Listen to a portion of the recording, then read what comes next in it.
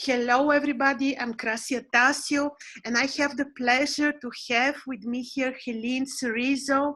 And I invited her because she's a great natural healer, intuitive healer, and I completely trust her because I've seen her chart and she is a real one. So she is a real healer, and she will teach us really to connect the dots, to understand the chakras, the planets related to the chakras, the planets and the chakras related to our body, how to help ourselves to heal ourselves, how to support missing link in our horoscopes through the knowledge of the chakras and the planets. So later on, when you like to find her contacts and to contact her, the details are under this video.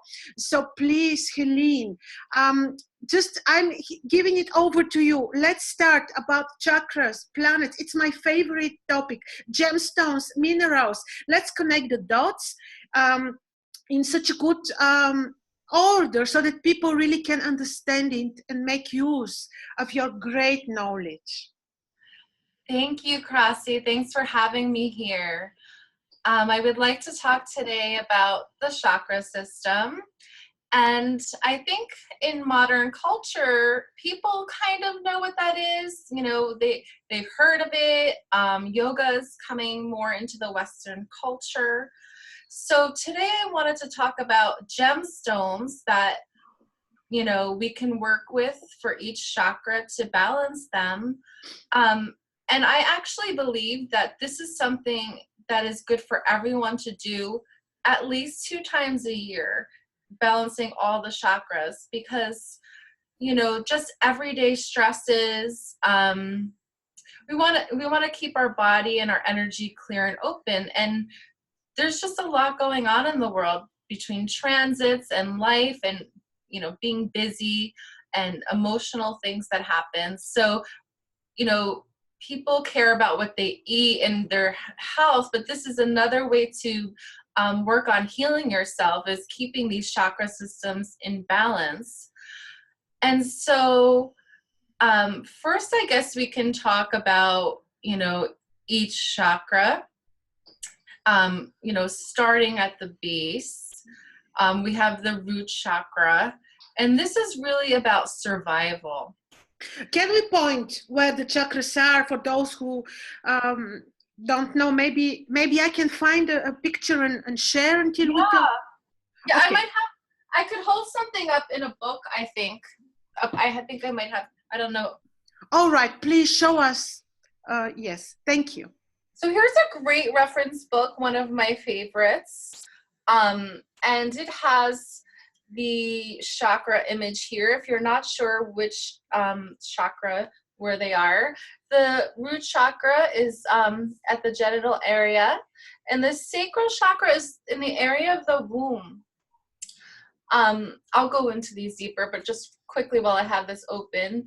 And then the third chakra, the solar plexus, is in the stomach area. And then we have the heart chakra at the heart. Chakra 5 is at the throat. And 6 is right about here. Right the third eye. Yeah, the third eye. And 7 is the pituitary. So that's like what we call the crown chakra. Can we relate those to the planets? Yes. So the root chakra is with Saturn. And so, you know, sometimes what I'll see is if one of my clients is having a difficult Saturn transit, or if Saturn is difficult aspect in the birth chart, you know, this might be a chakra that has a tendency to go out of balance. And so they want to always put more effort to keeping that chakra balance. And so this is about survival. So, you know, feeling grounded as well, and security in life. And so the gemstones, I have some here. Just let me make open a small bracket that you can really know, you feel which chakra of each person is out of balance, right? Okay, yeah, so how do I do that? What I actually do, you know, I want to grab a stone here. So if it's someone new that I haven't been working with, just Yeah. A lot of times I will first have them hold a Herkimer diamond, and this just really helps them get into their spirit, create a spiritual safe energy for us to work with. Because you know, this is a very intimate healing practice. You know, I'm working on the root chakra, so I want to make sure that they're feeling safe with me. So I like to just keep the vibes really high, and I like to have you have them hold a Herkimer diamond, which is native to New York State. Herkimer. It's a beautiful stone that's good for working with dreams and just keeps it really high vibrational. Before I start the healing process, I will, you know, use sage and clean the energy of the person. And of course, I do that for myself before I meet the client. You just burn the sage, right? I have a specific way that I like to do it, but yes, exactly, around their body. And I also will clear their aura with a selenite wand, which can be run through the auric fields down the body. This is really good to have for finding blocks within an aura. And it also is great for charging your gemstones. So when you clean your gemstones, you could run them underwater, sage them, and then keep them for a couple hours on the wand. It just really clears out the energy. So I do that, of course, before I meet a client and after with all the gemstones that I use. And so, you know, another thing that I do beside, you know, when I'm feeling around the chakra to see, I don't need to touch their body, but I feel above it because the energy, you could feel it. And if I feel any blocks, I also like to use a pendulum. So the pendulum will kind of show me, it shows me the flow of the chakra. So some chakras might be flowing like smaller, and some might be bigger. So I like to kind of get them more balanced and even and running smoothly. Okay. You know, someone who has a blocked throat chakra, you know, what I might feel is the blocked energy, but I also might feel the vibration of like stickiness and like not a smooth rhythm. And that person might have a hard time speaking their truth. And so, yeah. And so with them, you know, we're going to work on balancing that throat chakra. So after the healing, I might also ask them to begin to work with certain stones to carry on their body more regularly. Okay, so back to the root chakra. Back to the root chakra, and Helene, slowly, let's relate this to the planets and the horoscopes. Because you are an astrologer, I forgot to mention that you're not only a natural healer, but you are also an astrologer. So you make great, really, connection between healing and astrology. Thank you. Okay, so Saturn, you know, if you're having a difficult Saturn transit, you know, the root chakra can easily be thrown off. You know, recently I had this transit myself with Pluto opposing. So a lot of in the 6th house. And so this was a lot of affecting my health and security. And so working with the root chakra, you know, you would put this on the genital area. Show this, we don't see it. What is this? This is red calcite. Red calcite. All right. Mm-hmm. You can use more expensive stones.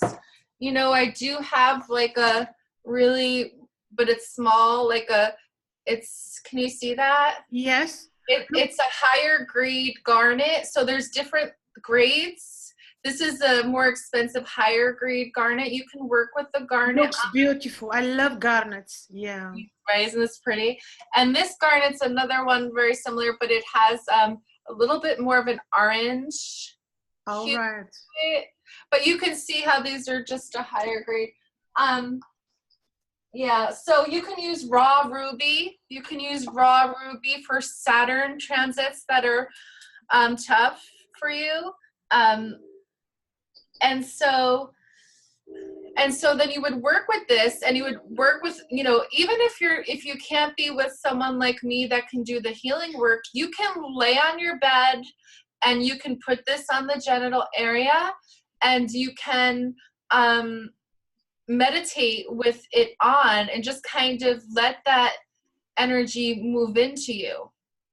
And you can carry this, you know, a little garnet in your pocket with you or on your person somehow. And that will help with the energy. Or you can get a ring, right? You know? So that's kind of, this is really good for Saturn transits and, you know, challenging Saturn transits. And then we have the sacral chakra, which again was in the womb area. So you know, with this stone, this is our very creative show it a bit, lift it so that we can see. What is this? This is an orange calcite. All right. Mm-hmm. You could also use moonstone for this. You could also use a moonstone or coral or carnelian, but I tend to use this big orange calcite. But if you have a moonstone, that also rules the room. Yeah. This was my question. Which planet rules this area, this chakra? The moon, the luminary. Mm-hmm, mm-hmm. Oh, yeah. Yeah, the stomach is the moon. Oh, yeah. Yeah. So pearl. Can we take pearl, for example? But it's too small. Sure. I mean, I would think so. Yeah. I would think so. In the from what I've known, you know, people might not refer that in the books that I've worked with, but no one really uses Pluto. But obviously this is creation, you know, the womb. So of course, you're very right. You know, that we should Pluto, use our intuition. Yeah, of course. Yeah, exactly. Use your intuition. If there's a challenging aspect with the moon, or even you know, just even if you have a strong moon in your chart, you know, where you're picking up a lot, I find like moon in the water houses, like 8th, 12th house, you're picking up a lot of people's energy, and you're, you know, very like a psychic sponge. Yeah, you know, exactly. Yeah, I would say, you know, those people might want to work with that chakra a little bit more, keeping it clear. What about afflicted moon, like opposition with Mars, opposition with Saturn, for example? Same story, right? Most definitely, yeah. Absolutely. In the natal chart and through the transit. So if you see that transit coming up, you know, you might want to wear a moonstone necklace. Another thing, let's say the moon is combust, invisible in the chart, and the person is prone to moon diseases or problems related to what the moon is lacking, being invisible in the chart. Would this be applicable also then? Absolutely. Yes. Yeah. Okay. Mm-hmm. Yes. And, you know, there's other remedies today. I think today we're going to get into the gemstone, but there's other remedies that we can do with mantra and chanting and herbs. But I thought for today we would start with this. Oh, sure. It will be, we can talk too long. We can make it in a series, of course. This is a wonderful topic, though. Wonderful. My favorite. Oh, thank you. I love it. I love it. I've been collecting crystals and stones since I was 9 years old.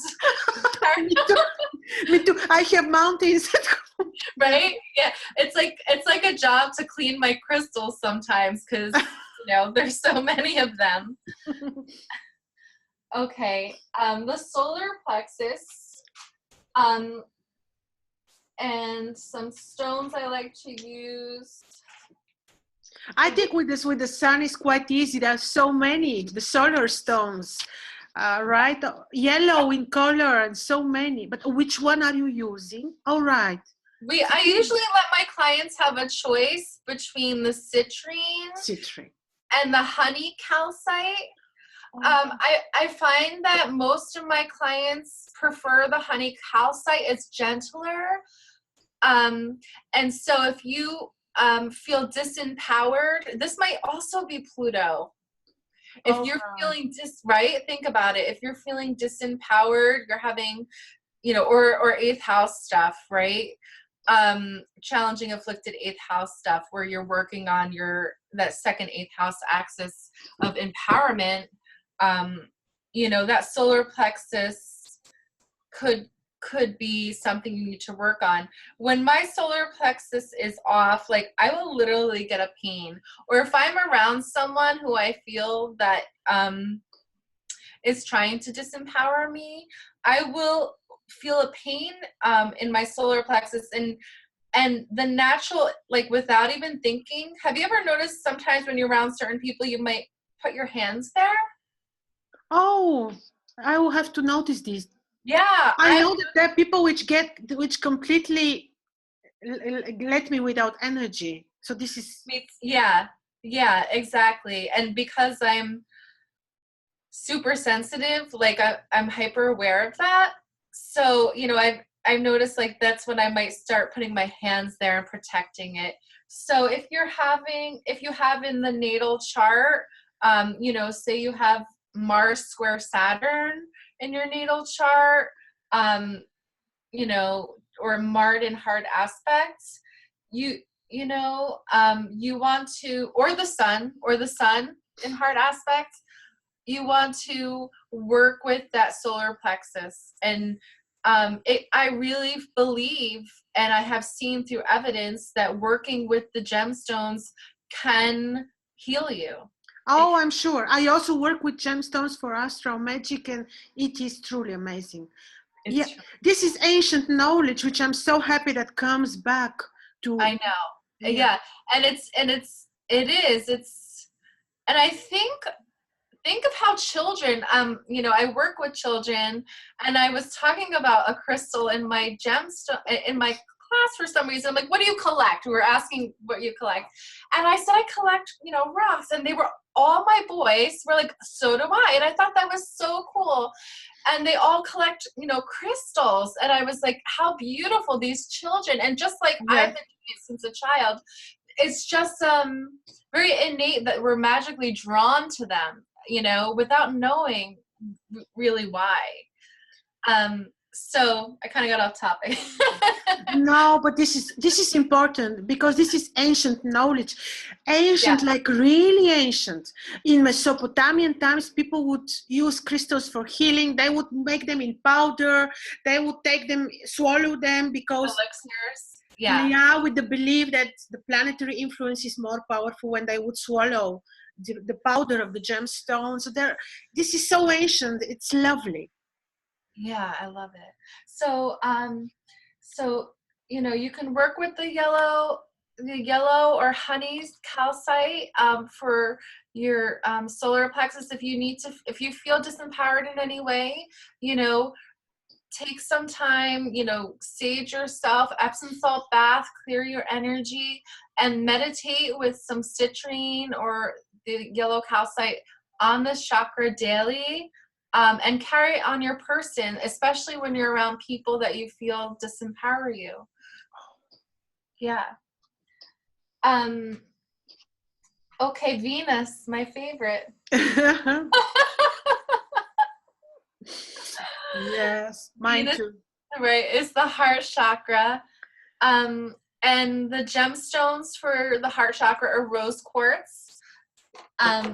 And so any afflicted Venus, any Venus under stress in the horoscope, by, again, by transit or by natal birth chart. And rose quartz is one of my favorite stones. Here's a giant one that I have. Oh, this one is beautiful. Really giant. Yes, it was actually a little bit bigger, and a little piece came off when I was suffering from a broken heart. And omen. It is ominous when a piece would yeah. Yes, and I would sleep with this. Actually, if you have insomnia, rose quartz is wonderful to sleep with. It's definitely calming and soothing. So I definitely recommend that also for insomnia. But again, for the heart chakra, you would, lay it on the heart chakra. And what I also like to do when I'm working with a client is I do the front of the body and then I flip them over and do it again on the back, because it's the chakra, is also on the back. But obviously you don't have to do that, but in the healings I do. I also offer this green stone. You could work for the heart chakra. It's a green calcite. I always give my clients a choice. I have a smaller rose quartz, but for what they're feeling drawn to, and they have their eyes closed, so they don't really know, but I let them feel it. When I work with the stones, I use my intuition. I might use a watermelon tourmaline. Oh, lovely. Beautiful. Yeah, a watermelon tourmaline, or they have do I have it here? No, I have a ruby with the watermelon ruby with the green and the pink. That's another stone that you could use, but typically it would be the watermelon tourmaline or one of these more comfortable size typically, but and emerald is another stone. So if you have a broken heart, or if you have, difficult Venus transit happening, Venus square Saturn, I have that natally, Venus square Chiron, you might want to work with rose quartz regularly. Yeah. And just to say, because you're showing raw natural stones, that it's very important that we are using only untreated, unheated, undyed, unirradiated, only pure clean stones, right? This is very, very, very important. Yes, that's very important. I'm just much more drawn to the raw stone. I just feel like you get more of the energy, the pure energy. And obviously also after you want to clean your stones after you work with your own energy as well. You don't want to just keep them. If you're having a lot of heartache and you're working with that stone a lot, you want to make sure that you're saging that stone. How do you do this? How do you clean the stone? Okay.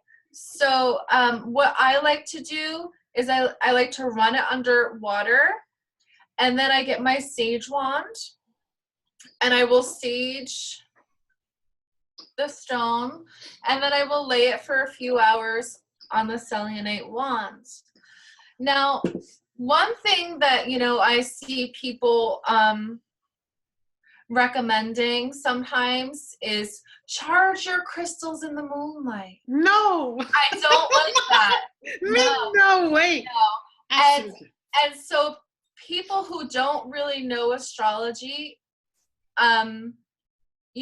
what's happening is you don't know, you need to really know what's going on with that moon. And so whether you're making a potion or you're cleaning your crystals, every full moon or every new moon is not the time. You really need to know what's going on under that luminary. And so that's a big mistake that I hear often. Absolutely. Good that you mentioned this. I know, absolutely. Right? Yeah. The Vedic astrologers say put your stone in milk, maybe due to the lunar when the moon is ruling the milk. I really don't know how this works, but I read that the milk is some sort of purifying, I don't know. Yes, I have used milk before, milk and honey with the Shiva Lingam. Oh, right. And that's more of like a ritual for, you know, different Vedic holidays, you know, and traditions. But yeah, I've only used it a few times using the milk.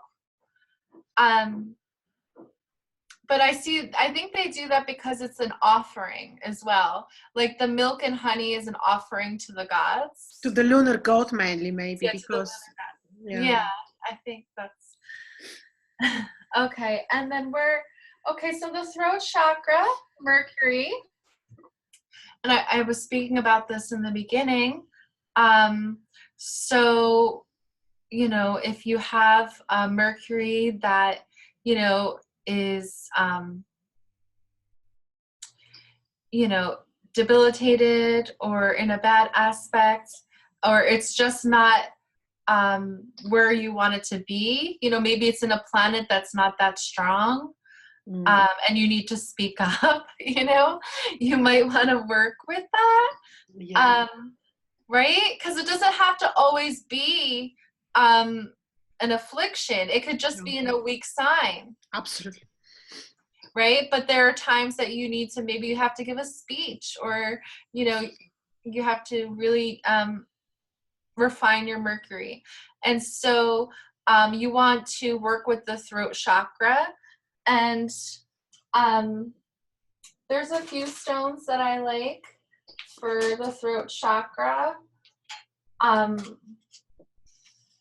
This is a blue calcite, which is, calcites are relatively affordable. This is some raw aquamarine from Poland. Lovely, lovely. Yeah. Very beautiful. I love it. Right, me too. One of my favorites. I love aquamarine. Actually, my earrings are aquamarine.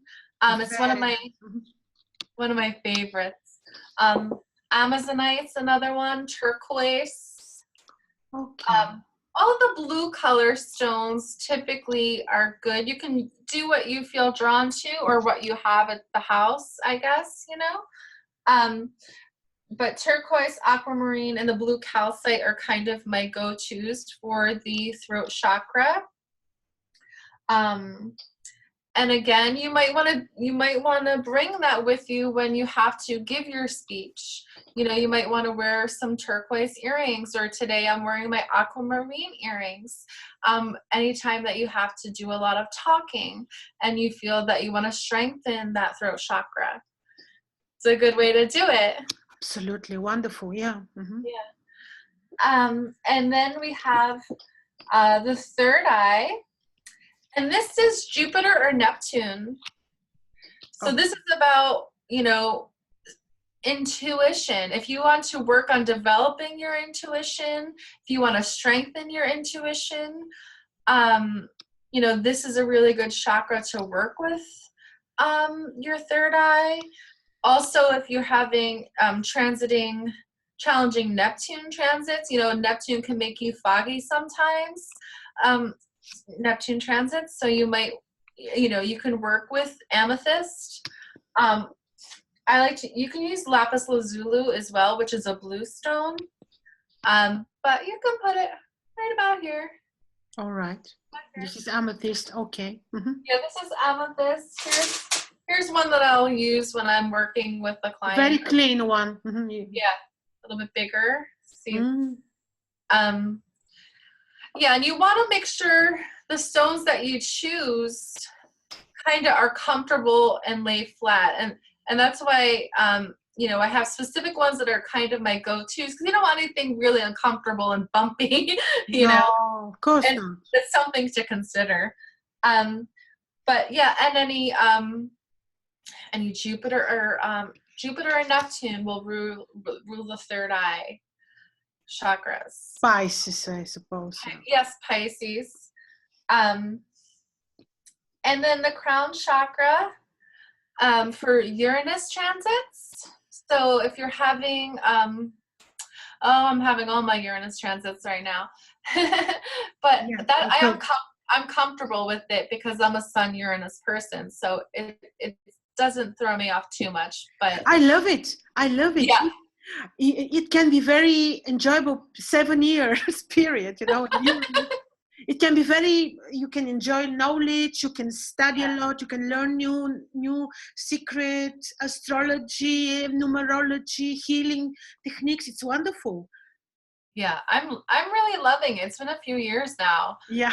and it's opposing my stellium, so all my planets. For Uranus, I like to use this seer stone. So it's a crystal. If you have a quartz crystal that you know, that's fine. But they call this a seer stone. And it is, it's raw, but they're rounded. I never seen such stone. Maybe because it's rounded, I cannot. Is it something like the mountain crystal, or what is this? You know, I if you want, I can read a little to you because I'm not. It's not like I can memorize for me. I know I see seer stone, but can you replace it with something known like mountain crystal? Yeah. Oh yeah, okay. Mm-hmm. Here's a crystal. This is kind of referred as a goddess crystal. She has all this like magic on it. And yeah, so any white crystal, all right, or crystal you can use. I have, you know, there's some here, and there's different crystals. You know, this one has 1, 2, 3, 4, 5, 6, 8 sides. So, you know, there's different crystals, but yeah, a clear crystal for the crown chakra for Uranus transit. Or Uranus aspects in the chart. And this is connecting you to the divine. Oh, yeah. This is connecting you to higher knowledge, to, you know, the Akasha records, to channel in information, to higher wisdom and higher knowledge, you know, putting that onto the crown chakra, meditating with that, the crown chakra. This is going to pull you into alignment with your guides and higher wisdom. All right. Wonderful. And also, do we have a little more time? Sure, of course. This is very interesting. Yes. Okay. So that's working with the chakras and the planets there. But there's other things that I do for any challenging planetary aspects. So if you have a challenging moon aspect in your chart or transit, I do crystal gridding. So what this is, you know, the person would lay down and I create a grid around them on the floor for the moon. And this we do as like more of a ceremonial type of experience and energy work as well, but it's a little more, it's stronger. So if you need something more in depth than just the chakra balancing for really challenging aspects, I do the Rahu, the Ketu, I do, you know, Venus, all the planets. We can do crystal gridding. Are you familiar with crystal gridding? No. Please explain. What is this? You surround yourself with the crystals, or? Yes. So, basically, how I like to do it is I create the shape of the planet with the crystals. So I will create a moon shape. I will create the symbol for Saturn, or into the grid that they're laying on. And I will select the gemstones that help with that planet while we do the work. Does that make sense? Yes. I can imagine that people would lay down on the floor, right? Yeah. And then you surround them with the stones, and then you make the sign, like the Venus sign you would make with rose crystals, for example, next to them or on the chakra. Yes. On the chakra. All right. No, around them. Around them. Okay. It'll be sometimes a combination of both, a combination of both. So they'll have it on their heart chakra, but they will also, can we pause it a second? Of course. Sorry. Okay. So we were on the crystal grading. Yeah, so the crystal gridding. Basically when I'm gridding, I want to clean the whole room. I'll sage the room. I'll energetically clean everything and put a blanket down for the person, and then I'll have them lay down, and I will grid around them. I will grid with stones that work to activate that planet, and set an intention with them before that, what we're working on, around that planet. And then we will do the healing as they're actually in the grid, in the grid of Jupiter. If they're trying to, bring more abundance into their life, or, they just want to expand their knowledge, we can do a Jupiter grid. There's a lot of different grids we can do. We can even, if someone's having heartache, maybe someone has passed on, besides doing a Venus if it was a Venus transit or a Venus heart planet grid, we can do a grid that's sending love to another person. So really working with energy and the heart and opening it up. And you can work energetically without even having physical contact. But what is the risk for you if there is somebody who is really infected with somebody would come to you with very low vibrations, infected with lower entities, because we elementals, because we know this exists. It's no secret for no one. What is the risk for you, and how can you protect yourself from this person also sucking your energy, basically, of your body, because this is happening? This has been an issue all my life since a child. I've been dealing with that, but I know how to harness it now. I'm getting better. It's a process. So, that's part of being a healer, is the ability to transmute that energy to something positive. So yes, you have to protect yourself. I always will wear black tourmaline, like inside my shirt. No, I need this knowledge, because sometimes I also feel very, after having consultation with the client, with some people I feel wonderful and we exchange wonderful energies, and rarely you encounter people which can really completely make you your energetic level low, when you feel afflicted, and I also need to know what to do with. Yeah, I know. So I do wear protective crystals, typically inside my shirt, black tourmaline. I'll sage myself. I work with oils. So I like this white angelica a lot from Young Living. Putting it on the crown, putting it in the back of the neck, there's a sweet spot. And that's where energy comes in when people are sending vibes. I don't know if you ever feel it, like if you feel someone watching you from behind. Oh, yes. Feel that there. So you could put frankincense, sandalwood, the protective purification oils to anoint yourself with before every client. I do this. I anoint myself with the oils. I know also, I don't know if you use it to put your feet into raw sea salt. It's also Epsom salt baths is very. Also, rose water. Rose is a very high vibration. Rose oils, rose water. So I carry around with me if I'm sometimes, if I'm seeing clients live that I might be in a situation like that.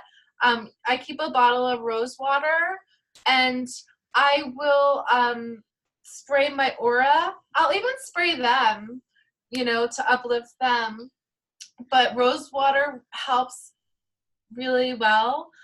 And I also make sure I get alone time afterwards to recenter. You know, or another natural way to clear your energy quickly, go out in nature. Yes. Go out in Say nature. a prayer, connect with the creator. Yes. Yeah. But it's so a lot of work. It's so not easy, right? No, it isn't. It's you have to put the effort to be pure before and after. Otherwise, you can carry around the entities, or you never know. I work. I do a lot of events in public, so for companies where I might read for 4 or 5 hours straight, different people just coming up, and that I can see often. I've just gotten better at like boundaries. I think you have to be good with that, where you're not going to take in. Direct with love, but don't take it in. Exactly. Right? But this is something that it's not easy to learn, right? No, it took me a lot of years. I know exactly. You get connected because we have souls, and you connect with everyone basically, and yes, and you have this risk of energy exchange. If it's a clean, pure, beautiful energy, it's wonderful. But this is not always the case. Yes. That's the thing. Definitely. And that's everywhere. That's not only when you're doing a healing or a reading. That's just going to the grocery store sometimes. Yes. Like we're constantly, everything's vibration, everything is energy, and that's why it's so important, who we surround ourselves with and how we show up, and we have to show up responsibly with our energy. It's just everywhere.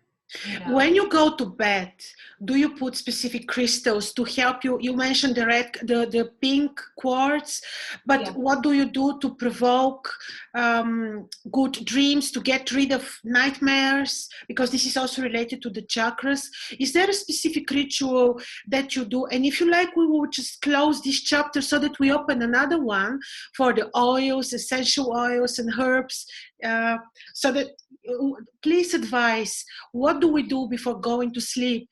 After purifying ourselves, like we said, nature or salt or the rose water or rose oils, what do we do to get rid of nightmares? Oh, that's a really good question. If you're feeling that you're not protected at all when you're sleeping, right? Because I do feel that energies can come in, when we're sleeping, the subconscious. Obviously, I think I like to work with the rose quartz. I will sleep with it in my bed. If I was at all feeling threatened, like I was in I wasn't feeling threatened, but I was in Salem, where the witch trials were, and I was staying at a haunted hotel. It was haunted, and there were ghosts in the room. Oh, you felt and you saw the ghost. Yes. Oh my God. Yeah. And it was a very old hotel. I've seen in the old building the energy of the souls that have moved on. I would use the black tourmaline for protection as well.